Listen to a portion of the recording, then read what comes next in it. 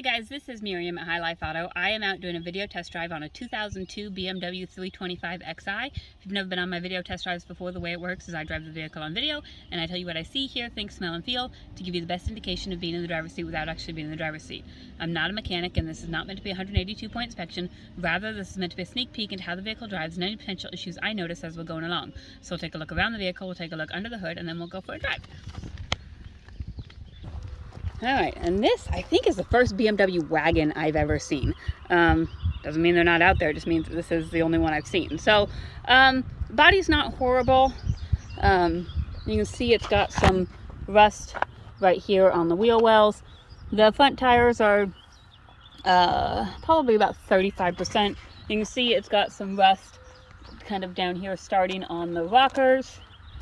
And then starting back here on the wheel wells, it's still definitely at a spot where it can be taken care of before it gets bad. Back tires are probably the same as the front, about 35%. Inside, tan leather. It's in pretty good condition. You can see this is down. Looks like they had a sound system in here, so all these wires are still they're still in here if you want to hook up a sound system or if you just want to take them out. It looks like they did do a good job of putting them in. Like they wired them underneath paneling and stuff, so they're not where people sit. They're not just kind of hanging out there where they could be tripped on. Let's see. Here's the back. So you've got all that room for storage if you want, or if you've got kids or whatever. There's you do have that seat room there.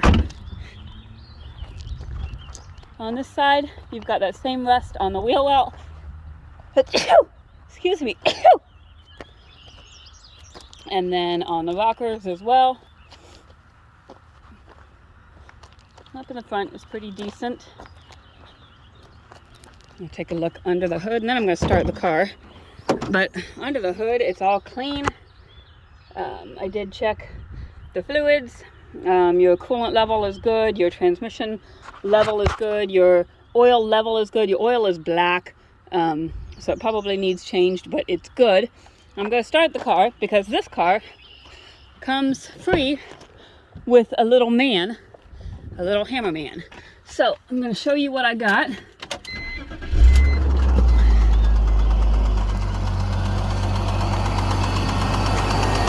So it comes with this motor noise, which Matt and I have thought is... I don't feel it anywhere.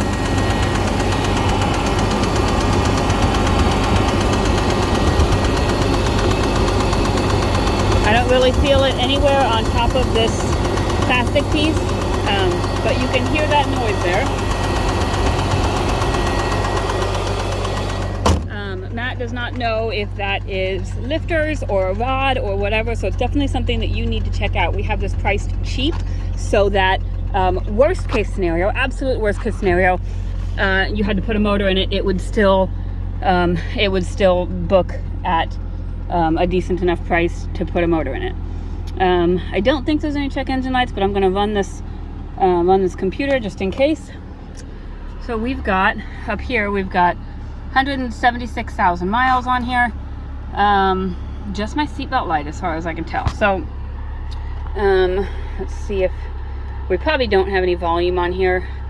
Looks like the radio works. It's an aftermarket radio, but because they had speakers set up there and they took out the speakers, they probably disconnected the factory speakers. So you can always reconnect the factory speakers or put some subs in here. So I'm going to try the air conditioning. It looks like it's on and it's blowing pretty cool. It's not ice cold, but it's definitely cool. So probably could use a charge. We do have heated seats come winter time. Both those lights come on, so we'll check and see if mine works anyways. Here's our windows right here. Driver's side window works. Rear driver's side window works. Passenger side window works. Rear passenger side window works. And then we do have a sunroof, which also works. All right, so now we're going to go, let's see if my computer brought anything up. Let's see, 1 DTC Read code. Camshaft position sensor A, circuit intermittent bank 1 or single sensor. So 344 and 492 secondary air injection system insufficient flow. 400 codes are typically exhaust codes, so I would imagine that's what 492 is, and it looks like it did set that service engine code, so that's what those codes are. I'm gonna turn off this air just so I can hear, maybe if I can figure out how to turn it off. How do you turn it off? Maybe just turn the fan down way low. We'll just do that, I suppose. Okay, just so I can hear. I think when this went through the auction, it had been running for about 10 minutes and we didn't hear any motor noise at that point. And I think even now, if you kind of listen,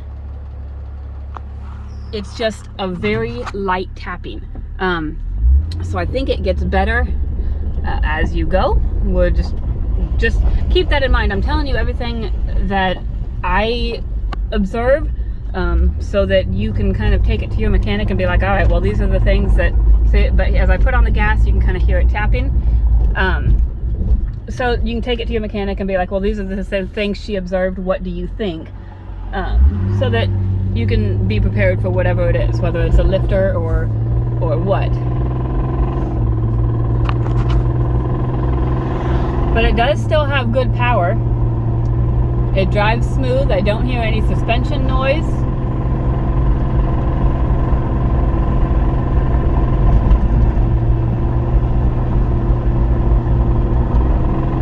My guess is the gauge right here for the miles per gallon doesn't work. I kind of doubt that I'm getting, 10 miles per gallon. That's not likely.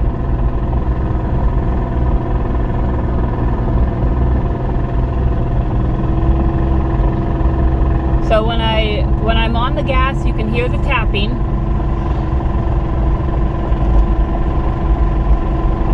But it still has good power. And my turn signals, left turn signal works, right turn signal works. See if I can figure out my cruise. I just had a BMW, so I should know how to work the cruise, but